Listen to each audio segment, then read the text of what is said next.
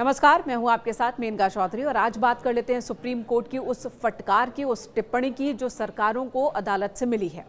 Freebies politics को यानी कि फ्री स्कीम्स को लेकर सुप्रीम कोर्ट ने सीधे सीधे ये टिप्पणी की है कि लोग काम नहीं करना चाहते क्योंकि आप मुफ्त में राशन दे रहे हैं, मुफ्त में उन्हें पैसे दे रहे हैं, बिना काम किए पैसे दे रहे हैं और ऐसे में लोग काम नहीं कर रहे हैं। जबकि क्या ये कोशिश नहीं होनी चाहिए कि भारत के विकास में इन लोगों का योगदान भी सुनिश्चित किया जाए, यानी कि इन्हें अगर पैसे दिए जाएं, इन्हें राशन दिया जाए तो इसके बदले में किसी काम के बदले दिया जाए, मुफ्त में ना दिया जाए। बहुत तीखी टिप्पणी की है अदालत ने और ये भी कहा है कि हम आपकी परेशानी समझते हैं और सराहना भी करते हैं कि गरीबों को लेकर आप सोच रहे हैं, संवेदनशील हैं, लेकिन क्या ये अच्छा नहीं होगा कि आप ऐसे लोगों को मुख्यधारा का हिस्सा बनाएं और उन्हें देश के विकास का हिस्सा बनाएं।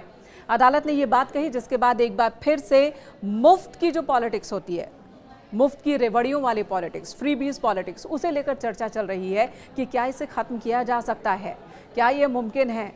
तो आज इस बात पर एक और चर्चा ये भी कर लेते हैं इसकी शुरुआत कैसे हुई। जानते हैं कि कैसे दक्षिण में सबसे पहले फ्रीबीज पॉलिटिक्स की शुरुआत हुई और वो बढ़ते बढ़ते उत्तर भारत तक, और अब जड़ें इसकी इतनी गहरी हो गई हैं कि कोई भी राजनीतिक दल हो, चुनाव के वक्त एक से एक बड़े वायदे करता है। अगर किसी राजनीतिक दल के बस में हो तो वो मुफ्त में चांद तोड़कर दे देने का वायदा भी कर दे।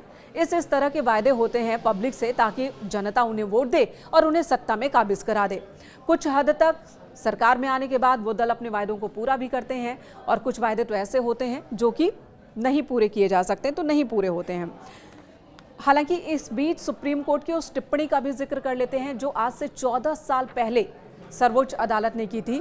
जब सरकारी गोदामों में अनाज सड़ रहे थे तब अदालत ने बहुत सख्त टिप्पणी की थी। तब केंद्र में यूपीए 2 की गवर्नमेंट थी और तब अदालत ने ये पूछा था कि सरकारी गोदामों में अनाज अगर सड़ रहे हैं, अगर आप अनाज को संभाल नहीं सकते हैं तो क्यों ना गरीबों के बीच ये अनाज वितरित कर दिए जाए। हालांकि तब केंद्र सरकार ने कहा था कि ऐसा मुमकिन नहीं है, हमारे पास ऐसी कोई स्कीम नहीं है कि हम मुफ्त में अनाज का वितरण कर दें। तब कृषि मंत्री थे शरद पवार। अगस्त 2010 में अदालत ने फिर से फटकार लगाई थी और तब सुप्रीम कोर्ट ने कहा था कि मुफ्त में अनाज बांटने का हमने आदेश दिया था आपको जुलाई में, न कि सलाह दी थी। आपको एक व्यवस्था ऐसी बनानी चाहिए कि अनाज सड़े नहीं, या तो उनका प्रबंधन कीजिए या फिर अनाज को मुफ्त बांट दीजिए। खैर, ये तब की बात थी। अब की बात पर लौटते हैं। अब की बात यह है कि सर्वोच्च अदालत ने ही ये टिप्पणी की है कि मुफ्त में अनाज क्यों बांटे जा रहे हैं, और ऐसा पहली बार नहीं है, इससे पहले भी टिप्पणी की गई है। सुप्रीम कोर्ट ने मुफ्त में राशन बांटने को लेकर 9 दिसंबर 2024 को केंद्र सरकार को टिप्पणी दी थी, फटकार लगाई थी और सख्त टिप्पणी की थी। कहा था कि कब तक ऐसे मुफ्त राशन बांटते रहेंगे। फ्रीबीज पर सुप्रीम कोर्ट ने केंद्र और ईसी को नोटिस भेजा था 15 अक्टूबर 2024 को, और नोटिस भेजकर पूछा गया था कि आखिर इस तरह की पॉलिटिक्स पर लगाम क्यों नहीं लग रहा।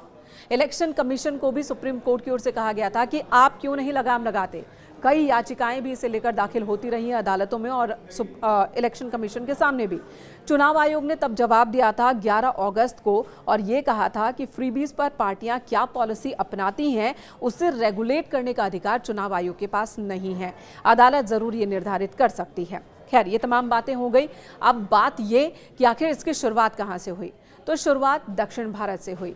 1954 था, साल 1954, जब मद्रास स्टेट के सीएम थे कामराज, जिन्होंने सबसे पहले मुफ्त शिक्षा की शुरुआत की और जो बच्चे स्कूल में आएंगे पढ़ने के लिए उन्हें राशन देने की भी शुरुआत की, खाना देने की शुरुआत की थी और इस स्कीम की शुरुआत की। उसके बाद ये मामला और आगे बढ़ता है।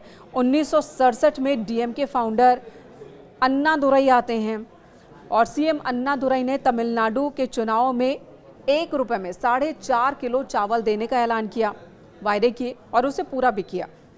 1982 में एमजी रामचंद्रन आते हैं, उनका वायदे का जो दायरा है वो और बढ़ जाता है और कामराज की तरह तमिलनाडु में स्कूली बच्चों को मुफ्त भोजन योजना की शुरुआत कर देते हैं और ये चीज़ें बढ़ती चली जाती हैं, घटती नहीं हैं। साउथ में ये आम बात हो जाती है कि चुनाव के दौरान कभी मंगलसूत्र, कभी साड़ी, कभी कंप्यूटर, ये देने के जो वायदे हैं वो प्रचलन में आ गए।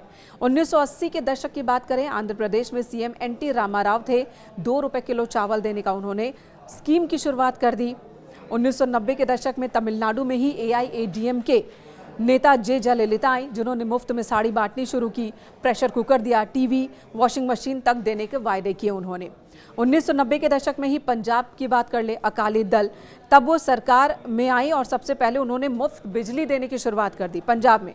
2006 की बात कर ले, विधानसभा चुनाव में तमिलनाडु में डीएमके ने वोटर्स को कलर टीवी देने का वायदा किया। तो इस तरह से दक्षिण भारत से जो शुरुआत हुई मुफ्त में सामान देने की या मुफ्त स्कीम की शुरुआत की, वो उत्तर भारत ने भी अपनाया और तेजी से बढ़ता चला गया। सबसे ज्यादा चर्चा कब शुरू हुई? जब आम आदमी पार्टी चुनाव लड़ रही थी 2015 में, और दिल्ली में मुफ्त बिजली, मुफ्त पानी देने के वायदे के साथ दिल्ली में सत्ता में आ गई आम आदमी पार्टी, और इन्हीं वायदों के साथ बार बार वो चुनाव जीतती रही।